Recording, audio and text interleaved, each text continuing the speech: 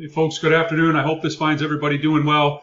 Hey, I've had a couple of emails from you all about using technology in Chapter 6, and I want to make sure that you all know how to find some very good tutorials that are located in my stat lab.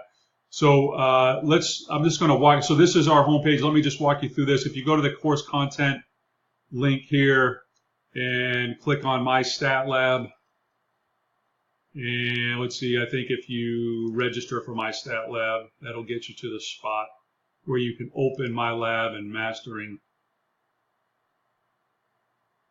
Over on the left-hand column here, there's a link called Multimedia or titled Multimedia Library. Click there, and then based on the chapter that you want to take a look at here, I think everybody or the emails that I have received have been out of either Chapter 5 or Chapter 6. So click on the chapter that you want, and then if you go down here and you click on technology videos and find out, you will find a list of really nice tutorials, and I think most everybody's using the TI. I'm typically an Excel person when I do these, but if you are looking for some hardcore details on how to use your TI, here's a good video here.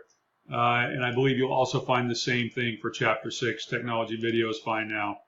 And there's all kinds of neat things here to help you with this. And I will tell you, I'm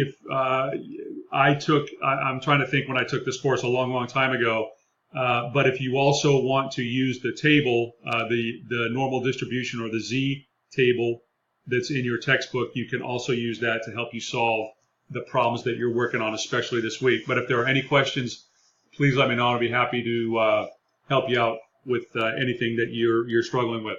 But again, if you're really looking for some hardcore details on using your TI, this is a good spot. Have a great day, have a great week, and take care.